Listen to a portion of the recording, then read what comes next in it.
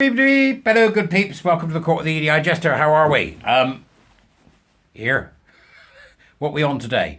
Well, today we're going to talk about equality, diversity, and inclusion strategies. Oh dear God, no! I'm shuffling my credit cards.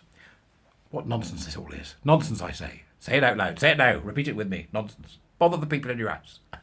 If you listen to me on headphones, shout nonsense. Right? It just gets worse. Now, this is from the 9th of January, and it comes from Critical Therapy Antidote. Right, which is Critical Therapy Antidote. They are committed to making sure that therapy is done in ways that we know work. Traditional therapy is the good stuff, right? So they're talking about the impact of the BACPs, which is the British, I think it's the British Association of Counsellors and Therapists, Psychotherapists, and their diversity and inclusion strategy. And this is part one, which is about gender identity.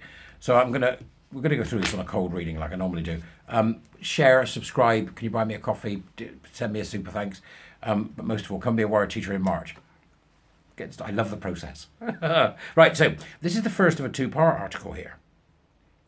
Exploring the impact of the British Association for Counselling and Psychotherapy, the BACP, and their adoption of a full-throated equality, diversity and inclusion EDI strategy. Now, interjection from me here. I, months back, started a process of analysing Sheffield's full-on EDI.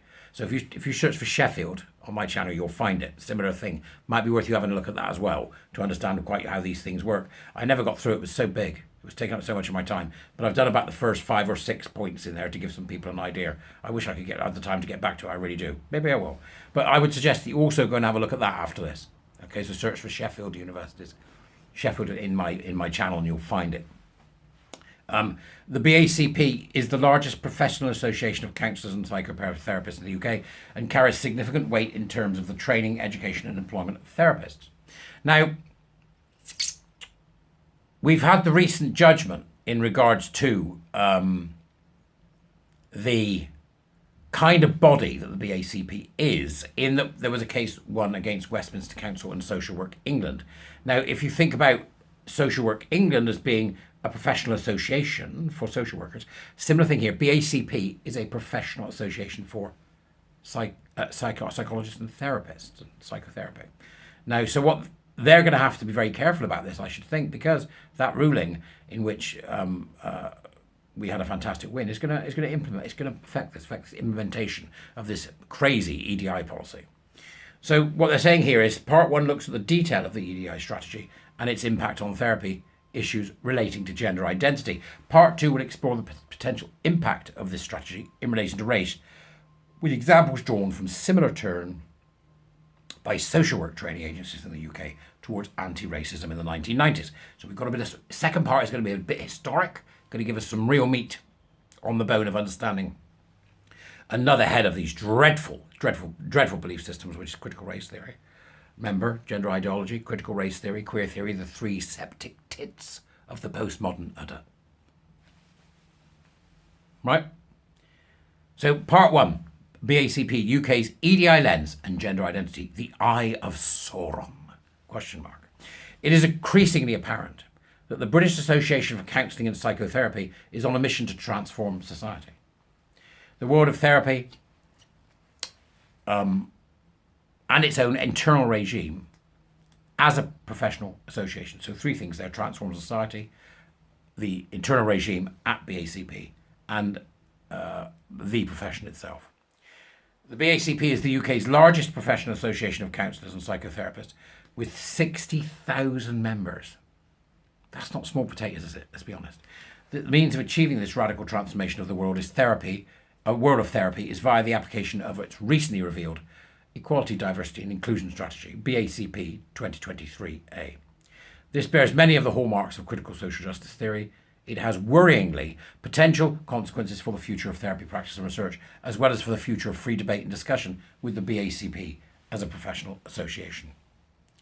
So raising the alarm here and saying the BACP is captured is saying the BACP is going to need slapping down because they are doing stuff they shouldn't be, bringing a hard left and, extreme liberal nuttery under the banner of EDI will include gender identity, ideology, critical race theory. It'll all get in there. Queer theory, it'll all get in there. We know it does, because this is how it works. This is the needle This is the needle going into the profession to inject the poison. That's what this is. Okay, so what is being highlighted here by critical therapy antidote is this very fact. The EDI strategy is not short on ambition, they say. Its overall strategic goal is no less than achieving equality of access to counselling and psychotherapy. It has key sub-goals of becoming an exemplar of how to embed EDI at the heart of our members' services and communications, and of promoting inclusivity in the workplace. Taking a leaf out of the neoliberal spending playbook, the strategy will be resourced by £1.5 million in fully protected, which means non-reversible, funding. Protected funding. They're now protecting these swine at the heart of every organisation. It will be applied through major reviews of current policies and via work with Diversity and Inclusion Coalition. One of BACP's strengths in the past has been its close attention to the law.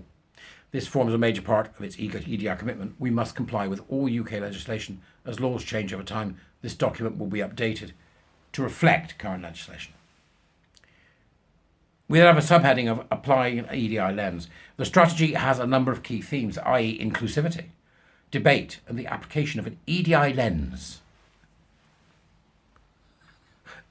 to all core activities. This is something of a recurrent but rather unruly metaphor, which may well become more troublesome to the BACP over time. What that means, the idea of the EDI lens, is that they will place this at the root, just above the funding, of the root, so that they can dictate and demand everything right the way through the BACP and then through the profession of psychology.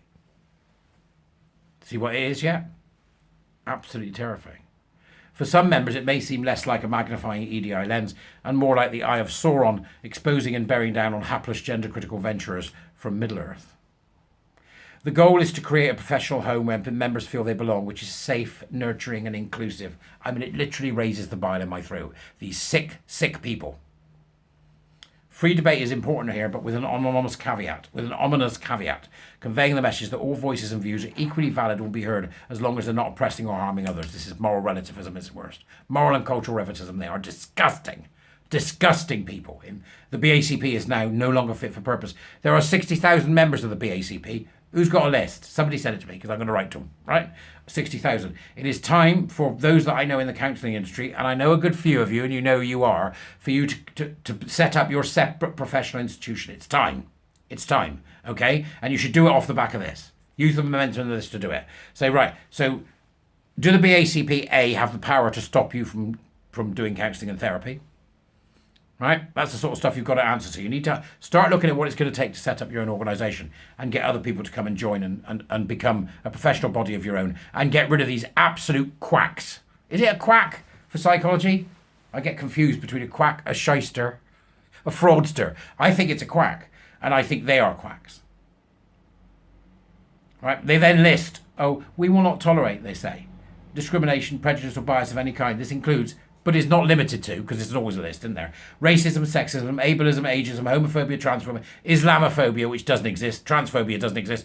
This is absolute nonsense. They are gone. They are captured. Whoever wrote this is obviously analysing it with a very clear eye. But I would say to you, it's over. It's time for your profession to start a new body. Now, if that means that the body that you're talking about here, the BACP, has some ability to stop your ability to do therapy or whatever, then your first approach must be an attack upon them to remove that capability from them, because they are now completely unfit for purpose. They are ideologically driven, and that's the only way you've got forward. Separate organisation, remove them from the equation altogether, reach out to the 60,000 members, start your own. Sorry, but I think that's where we're at. Nevertheless, I'm looking forward to part 2. So please do go and read part 1. There's much more to it than I've given you today, but a very good examination along the lines of the Sheffield thing that I did with Sheffield University. A very good examination of the deadly effects of this parasitic belief system, which is rendering things useless and destroying organisations all across the country. So thanks for watching. Go and have a read. You'll enjoy it. Bye.